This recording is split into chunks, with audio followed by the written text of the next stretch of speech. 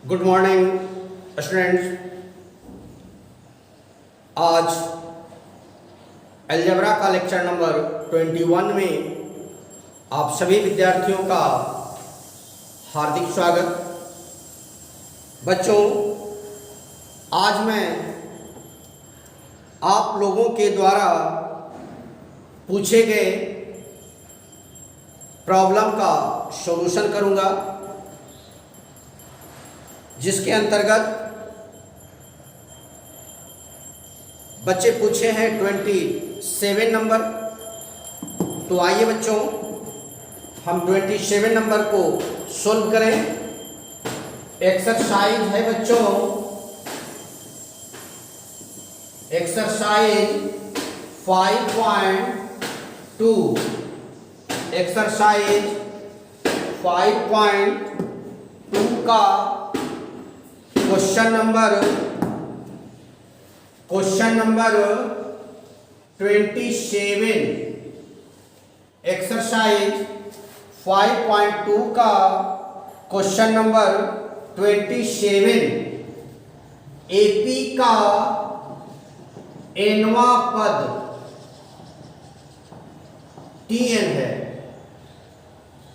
तो दिखावे कि Tm plus T 2n plus m equal to 2m plus n होगा। क्वेश्चन में 2Tn प्लस m है। देखते हैं जो क्वेश्चन दिया उसके अनुसार से। आइए बच्चों, बिल्कुल सॉफ्ट है, कोई लफड़ा नहीं, इत्मीनान से बनाइए, बन जाएगा। सबसे पहले L H S उतार लीजिए बच्चों।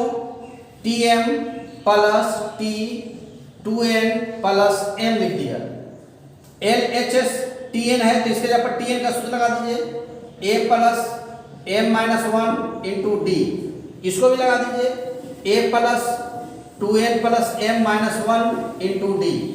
ये देखिए, ये फार्मूला हमने क्या लगाया है बच्चों, Tn equal to Tn we know that Tn equal to a plus n minus 1 into d. हम लोग इस फार्मूला में इसको यूज कर लेंगे। अब हल कीजिए बच्चों, a plus d m minus d plus a plus 2dn plus dm minus d. ये देखिए हल कर दिए। a और a जोड़िए 2a, dm और dm जोड़िए 2dm, d और d जोड़िए 2dn, d और d जोड़िए 2d। यह देखिए सभी में बच्चों कॉमन ले लीजिए 2, तो 2 कॉमन लीजिएगा तो हो जाएगा a plus dm minus dn minus d। देखिए अब क्या कीजिए बच्चों, a plus m plus n minus 1 करके यहां d कॉमन ले लीजिए। यह देखिए 2a plus m plus n minus 1 into D. 2 को रहने दीजिए। अभी देखिए बच्चों, ये फॉर्मूला में आ गया आपका a plus m plus n minus 1 into D. तो ये देखिए किसके जगह पर है, n के जगह पर।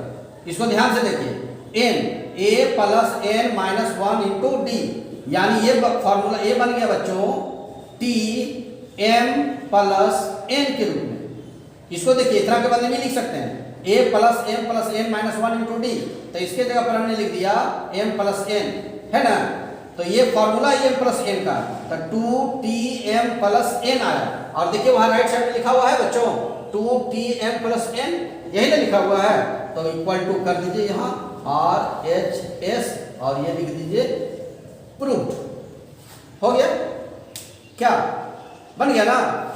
LHS का टर्म था Tm प्लस 2 Tn मान हल किए, इसको हल करते गए तो देखिए क्या आया, ये आया। और ये किसके बराबर है बच्चों, देखिए राइट साइड में लिखा हुआ है, तो इसको राइट साइड लिख दीजिए।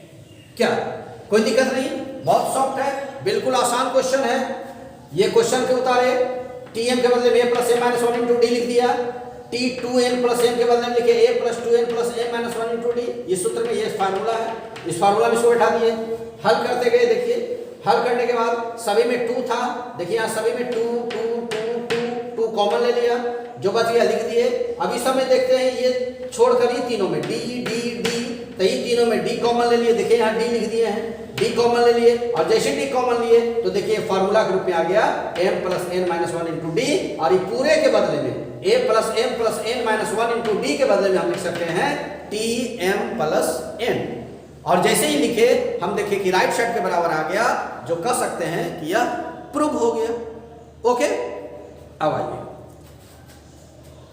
इसको उतार लीजिएगा, आसान है समझना, कोई बात नहीं, कोई दिक्कत नहीं होगा आपको।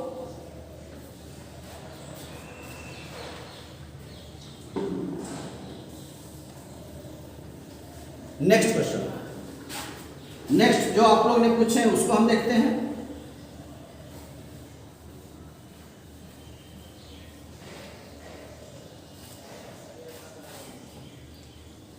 आइए बच्चों अगले क्वेश्चन की ओर बढ़ते हैं। अगला क्वेश्चन आपका है 28,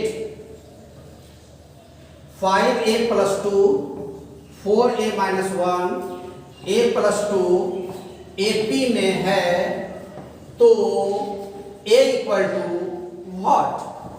बच्चों जब मैं पहला क्लास ले रहा था उस समय ही बताए थे कि को दिया गया पद AP में कब होता है, बताए थे ना कि दिया गया पद AP में कब होता है?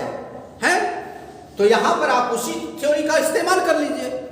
देखिए गिवन टर्म AP में है, इसलिए T3 minus T2 equal to T2 minus T1 होगा, पक्का होगा ये।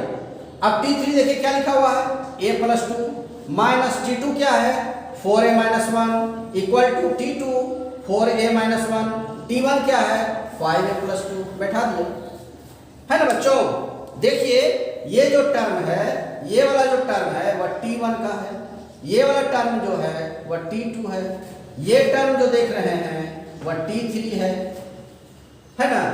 तो T1 T2 T3 तीन टर्म हो गए, ये पूरा टर्म आपका T3 का, ये वाला T2 का और ये वाला T1 का। तो मैंने क्या किया T3 minus T2 T2 minus T1 लिख दिए, है ना। अब हल करते हैं इसको, simple a plus 2 minus 4a plus 1 4a minus 1 minus 5a minus 2। अब देखिए 4a में घटा दीजिए माइनस 3a और 2 में 1 जोड़िए 3, 4a में 5a घटाइए माइनस है, इसमें देखिए और इसको जोड़िए माइनस 3 3a इसको इधर ले आइए प्लस a माइनस 3 इसको उधर ले जाइए माइनस 3 में a घटाइए माइनस 2a माइनस 6, इस माइनस से माइनस काट दीजिए, a इक्वल टू 6/2 यानी 3। a का मान क्या ज्ञात हो गया बच्चों 3। क्या देखा हमने बच्चों, ये क्वेश्चन दिया हुआ था, इसमें T1 ये T2 ये T3 गिवन टर्म AP में है, दिया हुआ है, इसलिए T3 माइनस T2 बराबर T2 माइनस T1 होगा। T3 के स्थान पर बैठा दिए, T2 के स्थान पर, T2 के स्थान पर, T1 के स्थान पर। इसके बाद क्या किए हैं बच्चों, सोल्व किए। इसको सोल्व करने के बाद देखिए कि a का मान कितना आ गया 3। सोल्व तो कर लीजिएगा ना, तो a का मान कितना आ गया बच्चों 3, और यही आपका क्या हो गया आंसर। सिंपल, बस सिर्फ आपको ये ज्ञान होना चाहिए। कौन सा ज्ञान होना चाहिए बच्चों, ये आपको जानकारी होना चाहिए। अगर ये जानकारी आपको है तो बस ऊपर वाला वैल्यू इसमें रख देना है, और जैसे ऊपर वाला वैल्यू रखिएगा आपका सोल्व हो जाएगा, a का मान ज्ञात हो जाएगा। ठीक है ना, ओके। फिर आगे बढ़ते हैं बच्चों, देखिएगा इसको बनाइएगा आप लोग घर पे।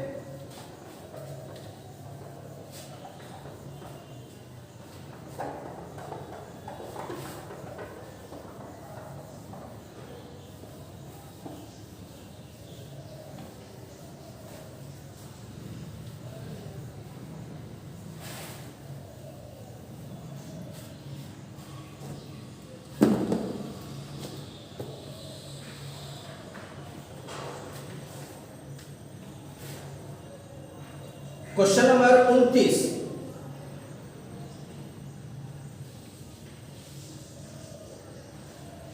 किसी अनुक्रम का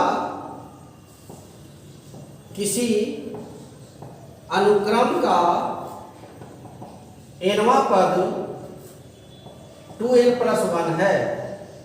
क्या यह अनुक्रम एपी में है? यदि है तो प्रथम पद और सार अंतर ज्ञात करें। यदि है तो प्रथम पद यानी T1 बराबर व्हाट एंड D बराबर व्हाट। D क्या है बच्चों? सारवंतर है ना। तो आइए पहले इसको चेक करते हैं कि है या नहीं। किसी अनुक्रम का nवां पद 2n+1 है, यानी गिवन Tn = 2n+1। ये लिख दीजिए बच्चों गिवन। अब निकालिए T1 2 × 1 + 1 बराबर 3, T2 2 × 2 + 1 5, T3 2 × 3 + 1 7, T4 2 × 4 + 1 9। अब बच्चों ध्यान से देखिए तो 3 5 7 9 एपी में आया या नहीं आया? एपी में है ना? एपी में तो लिखेंगे यह एपी में है क्योंकि इसका सार्व अंतर जिसे D कहते हैं समान है, इसलिए T1 बराबर 3 और D बराबर 2 आंसर है। D बराबर क्या हो गया बच्चों? T1 बराबर A बराबर 3, D बराबर T2 घटाओ T1 बराबर 5 घटाओ 3 बराबर 2। ये हो गया आपका आंसर। क्या हो गया बच्चों? आंसर। एकदम सिंपल।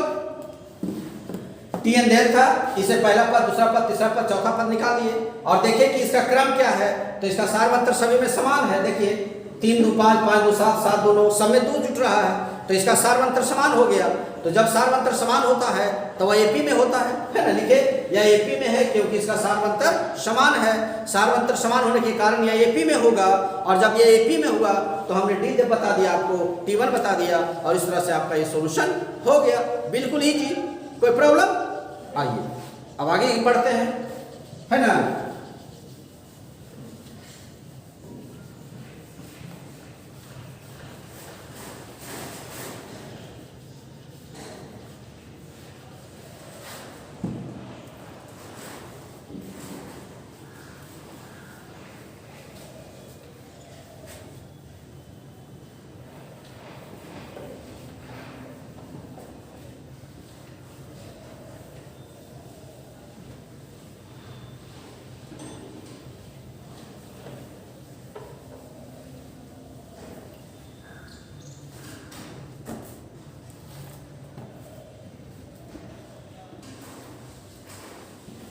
क्वेश्चन नंबर 30, किसी एपी का चौथे और 8वें पदों का योग गिवन T4 T8 = 24 और छठे और 10वें पदों का योग 44 एंड T6 प्लस T10 = 44। तो एपी के प्रथम 3 पद ज्ञात करें। तो T1 = what, T2 = what, T3 = what. आइए बच्चों देखते हैं, सॉल्यूशन करते हैं। T4 + T8 = 24। T4 को A + 3D, T8 को A + 7D = 24। A और A जोड़ दीजिए बच्चों, 2A, 3D में 7D, 10D = बच्चों 24। 2 कॉमन ले लीजिए, A + 5D = 24, 2 से काट दीजिए 12, A + 5D = 12, समीकरण फर्स्ट। वहां से देखिए बच्चों इसको T4 T6 + T10 = 44। T6 को लिखिए बच्चों A + 5D, इसको लिखिए बच्चों A + 9D = 24। ये हो गया 2A, 14D 44, टू कॉमन ले लीजिए बच्चों, a plus 7d 44, a plus 7d equal to 22 समीकरण सेकेंड। और इसके बाद हम बता चुके हैं आपको हल करने का तरीका, आप हल कर सकते हैं पहला माइनस सेकेंड करने पर। कर ही देता हूं, a plus 5d equal to 12, a plus 7d equal to 22, minus minus minus cut गया, 7 का 5 घटा दीजिए, minus 2d equal to minus 10, ये खत्म खत्म। आपका d बराबर आ गया बच्चों, d बराबर 5, d का मान फर्स्ट में रखने पर रख दीजिए, a plus 5d equal to 12, a रहने दीजिए, 5 गुने d 5 बराबर 12, a इक्वल टू 12 घटा 25, a इक्वल टू माइनस 13। इस तरह से बच्चों आपका a निकल गया, d निकल गया। फिर से देख लीजिए बच्चों, क्वेश्चन देखिए बच्चों, t4 प्लस t8 बराबर दिया हुआ है 24, चौथा और आठवां पद, छठा और 10वां पद 20, ठीक है क्वेश्चन बच्चों। तो t4 को लिख दिया a प्लस 3d, t8 को a plus 7d equal to 24, a और a 2a, 7 और 3 10d 24, 2 common, a plus 5d 24, a plus 5d बराबर 12, छोड़ दो। t6 t10 बराबर 44, ये जो है गिवन है, क्या है बच्चों, गिवन, यहां गिवन लिख दीजिएगा। तो t6 को a प्लस 5d, t10 को a plus 9d, a 20a 9 5 14, a 2 common, a plus 7d 44, 2 से काट दीजिए, 22 दूनी 44, a प्लस 7d बराबर आ गया 22। अभी सेकंड मान लिया, ये फर्स्ट माना, फर्स्ट और सेकंड को घटा दिया, तो d का मान कितना आ गया, 5 में 7 जाएगा 2, ये से खत्म, 12 में से 22 जाएगा 10, तो d का मान आ गया माइनस, d का मान आया 5। अब d का मान 5 आने के बाद d को मान बैठा दीजिए इसमें, तो a का मान आ गया माइनस 13। अब t1 मालूम हो गया, t2 में d भी मालूम हो गया, तो t3 t4 कुछ भी चाहे तो आप निकाल सकते हैं, क्या आसान हो गया आपका। t1 का वैल्यू कितना आ गया बच्चों, माइनस 13, और t2 का वैल्यू कितना हो जाएगा बच्चों, a प्लस d, तो a का वैल्यू हो गया माइनस 13 प्लस 5 बराबर माइनस 8, और t3 का वैल्यू कितना हो जाएगा बच्चों, a प्लस 2d यानी माइनस 13 प्लस 2 इंटू 5 10 10 यानी माइनस 3। इस तरह से माइनस 13 माइनस 8 माइनस 3, इस तरह से ये सारे का वैल्यू आपको फाइंड हो गया। क्वेश्चन नंबर 30 है ना, बिल्कुल सही है, आसान भी है, ज्यादातर बच्चों से बच जाएगा। t4 t8 देख था, t4 और t8 को AP के भाषा में दिए, a plus 3d a plus 7d हल किए। t6 t10 देख था 44, t6 को AP के भाषा में लिख दिए, t10 को AP के भाषा में लिख दिए, सोल्व किए, समीकरण 2 आया, पहला और दूसरा को सोल्व किए तो d निकल गया, d का मान पहला में रखे तो a का मान निकल गया, और उसके बाद फिर t1 t2 t3 आप तो निकालने जानते हैं। आइए बच्चों अब आगे बढ़ते हैं।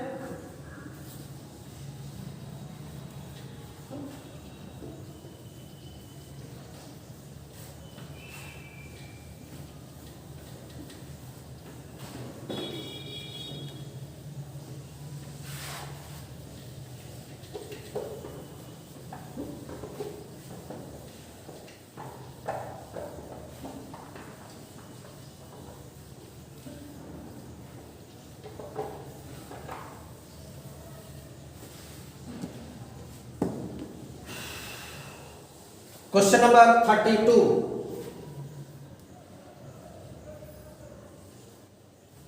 बैंक में जमा की गई राशि 4 वर्षों में 600 हो जाता है।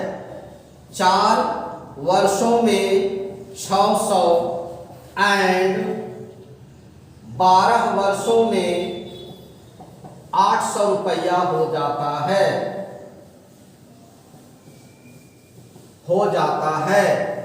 तो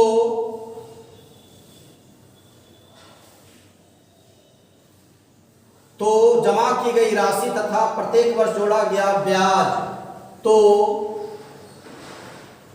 जमा की गई राशि तथा ब्याज ज्ञात करें। बिल्कुल इजी है प्रश्न, सिर्फ मानने का झमेला आपको आएगा। देखिए मान लेते हैं बच्चों, माना कि जमा की गई राशि ए है, प्रत्येक वर्ष दी जाने वाली ब्याज डी है। 4 वर्ष में, 4 वर्षों में मिला रकम 600। तो इसमें क्या हो जाएगा बच्चों, मूलधन अब प्लस ब्याज बराबर 600। मूलधन प्लस ब्याज, 4 वर्षों का ब्याज, 4 वर्षों का ब्याज 600। अब देखिएगा बच्चों, मूलधन, मूलधन को क्या माने हैं, ए। देखिए जमा की गई राशि यानी जिसको मूलधन कहते हैं, मूलधन ए। तो ए हो गया। 1 वर्ष का ब्याज, देखिए प्रत्येक वर्ष, प्रत्येक वर्ष माने 1 वर्ष, प्रत्येक वर्ष दी जाने वाली ब्याज डी है। तो 1 वर्ष का ब्याज डी, तो 4 वर्ष का ब्याज 4D बराबर 600, समीकरण फर्स्ट। इसी प्रकार 12 वर्षों में दिया गया रकम 800। तो इसमें भी मूलधन हो जाएगा आपका, मूलधन प्लस 12 वर्ष का ब्याज बराबर 800। मूलधन ए 12 वर्ष का हो जाएगा 12D बराबर 800, समीकरण सेकंड। अब फर्स्ट और सेकंड को हल कर दीजिए, पहला माइनस दूसरा। पहला समीकरण क्या था, a minus a plus 4D equal to 600 और a प्लस 12D बराबर 800। घटा दीजिए, माइनस माइनस माइनस कैंसिल, ये हो गया माइनस 4D, ये हो गया माइनस 200। काट दीजिए, d बराबर 50। d का मान फर्स्ट में रखने पर, फर्स्ट क्या था, a plus 4D 600, a plus 4D 50 600, a plus 200 बराबर 600। इसलिए a equal to 600 minus 200, a equal to 400। अब आपको फाइंड हो गया बच्चों, क्या फाइंड हो गया, ए क्या था, तो जमा की गई राशि, जमा की गई राशि कितना हो गया बच्चों, 400 रुपया। और ब्याज कितना हो जाएगा बच्चों, ब्याज डी बराबर, डी कितना निकाले हैं 50। प्रत्येक वर्ष दी जाने वाली ब्याज कितना निकल गया 50 रुपया। और आपका मूलधन जो हो गया वह हो गया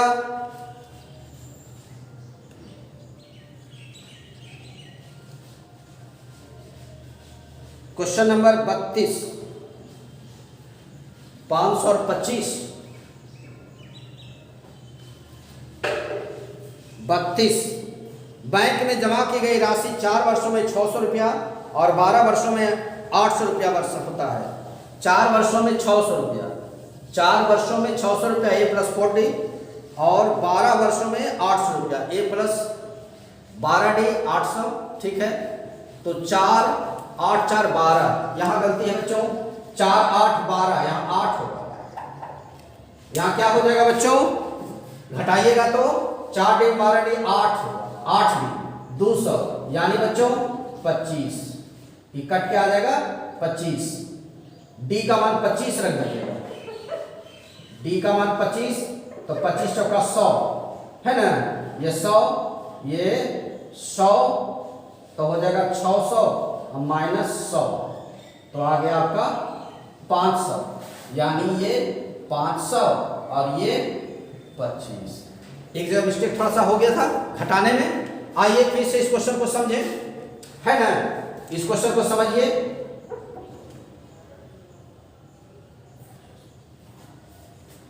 देखिए लिखा हुआ 4 वर्षों में 600, तो मैं क्या किया हूं, माना कि जमा की गई राशि यानी मूलधन ए है, प्रत्येक वर्ष दी जाने वाली ब्याज डी है। 4 वर्ष में मिला रकम 600 है, यानी मूलधन प्लस 4 वर्ष का ब्याज। तो मूलधन को ये मान लिए 4 वर्ष का ब्याज हो गया 4D, 1 वर्ष में D, तो 4 वर्षों में 4D मिलाकर 600। इसी प्रकार 12 वर्षों में दिया गया रकम तो A प्लस 12D। अब समीकरण फर्स्ट और सेकंड को देखिए हल कर दिए हैं, है ना। 8D बराबर आ गया 25, D का मान फर्स्ट में रखे, A का मान 500। इस तरह से उसको जमा की गई राशि थी 500 रुपया और प्रत्येक वर्ष दी जाने वाली ब्याज कितना था बच्चों? 25 रुपया। क्लियर हो गया, है ना। बहुत बस इक्वेशन इसको समझना था मेन रूप से। ये अगर आप समझ गए तो समझ लिए, समझ गए। ये देखना 4 वर्षों में 600, तो मूलधन को A मान लिया, ब्याज को D मान लिया। आ गया AP के भाषा में A प्लस 4D। वो 12 वर्षों में था तो A प्लस 12D। अब तो इस समीकरण को सिर्फ दोनों को हल किए हैं। ये दोनों अगर आगे आपको बनाने के लिए तो फिर ये तो बन ही जाएगा। वो तो सिर्फ समीकरण को हल करना है। उधर हल करके A का मान और D का मान निकालिए, है ना। A का और मान और D का मान निकाले, जो निकल कर आया वही उस समीकरण का क्या हो गया? सॉल्यूशन हो गया, है ना। और आइए अब इसका लास्ट क्वेश्चन, इस एक्सरसाइज का लास्ट। आप लोग इसको बना लीजिएगा, देख लीजिएगा, उतार लीजिएगा। नहीं हो तो स्क्रीनशॉट ले लीजिएगा, है ना। डाउनलोड अगर ना हो तो उसका स्क्रीनशॉट भी ले सकते हैं। आप लोग स्क्रीनशॉट ले लीजिए, बन जाएगा उससे भी। और नहीं तो पॉज कर करके देखें आप इसको।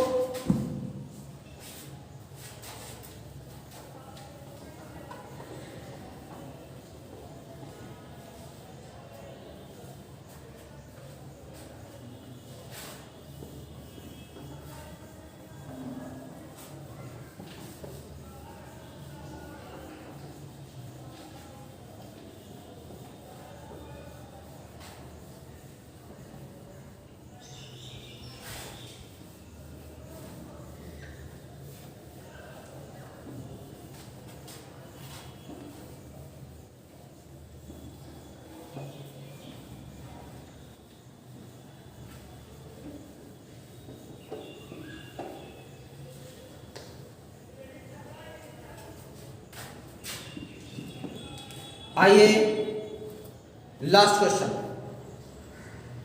Question number 33। एक आदमी अपने ऋण की अदायगी के लिए प्रथम किस्त 100 रुपया, प्रथम किस्त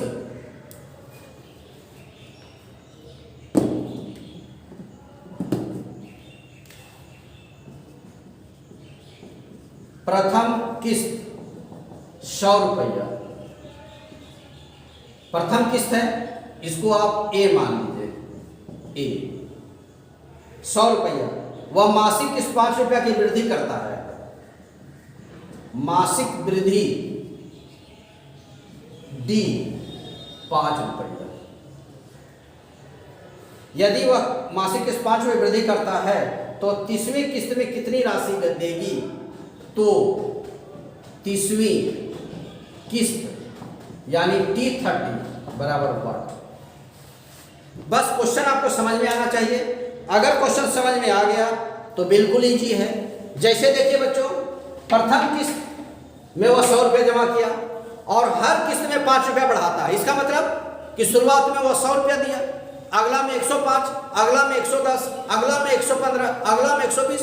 इस तरह से बढ़ाते जाता है। तो वह कहता है कि 30वें किस्त में उसको कितनी राशि देनी है, यानी 30वीं किस्त जो होगा तो उसे 30वें किस्त में कितनी राशि देनी होगी, यानी T30 आपको ज्ञात कर देना है ना। देखिए कैसे है। शुरू में बच्चों का 100 रुपया दिया, अगला बार में क्या देगा? 5 रुपया बढ़ा के, फिर अगला 5 रुपया बढ़ा के, फिर अगला 5 रुपया बढ़ा के, फिर अगला 5 रुपया बढ़ा के। इस तरह से कहां तक जाएगा? वो T30 तक, है ना। T30 तक वह जाएगा। 30वें किस्त में क्या है? तो सिंपल है बच्चों, A equal to 100, D equal to 110 minus 105 यानी -5, सॉरी 105 माइनस 100 बराबर 5, है ना। And T30 equal to what? हो गया। फॉर्मूला लगा दीजिए बच्चों। T30 Tn equal to A plus n minus 1 into D, है ना। ये फार्मूला है, इस फार्मूला लिख देते हैं। T30 A के जगह पर क्या हो जाएगा बच्चों? यहाँ देखिए 100 n नहीं मालूम, नहीं ना, n मालूम 30 माइनस 1 d मालूम, d मालूम कितना 5, 100 प्लस 29 गुने 5, 100 प्लस 45 5 गुने 10 14 बराबर 245 आंसर। देख लीजिए a का मान 100, d का मान 105 है ना, d का मान 105 और देखिए n का मान 30 तो t30 बराबर व्हाट, ये देखिए प्रथम किस्त दिया हुआ है बच्चों 100 रुपया, मासिक वृद्धि 5 रुपया, यानी 100 रुपया जमा किया, फिर अगला महीना में 5 बढ़ा दिया तो 105, फिर बढ़ाया 110, 115, 120, इस तरह से बढ़ाते बढ़ाते वह 30 किस्त जमा किया। तो आपको बताना है कि 30वां किस्त में उसको कै रुपया देना है? तो ये हो गया पहला किस्त, यानी ये वृद्धि 5 रुपया तो डी, कै को किस्त निकालना है 30, यानी एन का मान 30, t n equal to a plus n minus 1 into d, formula जानते हैं। t30 निकालना था, ए के जगह पर बैठा दिए, एन के जगह पर बैठा दिए, डी के जगह पर बैठा दिए, सोल्व किए, कितना आया बच्चों 245, और ये 245 ही आपका सॉल्यूशन हो गया। और इस तरह से बच्चों आपका ये चैप्टर फिनिश हो गया। अगर कोई दिक्कत हो तो नेक्स्ट क्लास में भी आप हमसे पूछ सकते हैं, कोई प्रॉब्लम नहीं बना तो वो भी वो हमें पूछ सकते हैं, है ना, मैं उस प्रॉब्लम को बता दूंगा। इसके बाद नेक्स्ट एक्सरसाइज शुरू करेंगे जो विद्यार्थियों ये काफ़ी इंपॉर्टेंट है, और बच्चों ये मेनली 11th का टॉपिक्स है। आप 11th में एपी जब पढ़ेंगे तो सेम टॉपिक्स आप वहाँ भी पढ़ेंगे, सब कुछ सेम पढ़ेंगे, एक एक अक्षर सेम पढ़ेंगे। आपके घर में अगर 11th का बुक होगा तो आप वहाँ निकालेंगे अलजेब्रा, उसमें एपी पढ़ना है, और एपी में देखिएगा यही चैप्टर आपका दिया हुआ है सेम, कोई अंतर नहीं है, प्रॉब्लम भी सब यही है। तो ये चैप्टर आपको अच्छा से पढ़ना होगा, समझ के पढ़ना होगा। इस चैप्टर को मैं कल स्टार्ट करूँगा, कल नहीं बच्चों, कल संडे है, मंडे को स्टार्ट करेंगे, और इसके बाद पहले मंडे को हम इसका कॉन्सेप्ट देंगे कि किस तरह से इसे बनाया जाएगा, इसको बनाने का तरीके क्या होंगे, और इसके बाद कुछ प्रॉब्लम भी बताएंगे। इसके बाद आप अगले दिन आप खुद बनाइएगा। क्या आज के लिए इतना ही, धन्यवाद।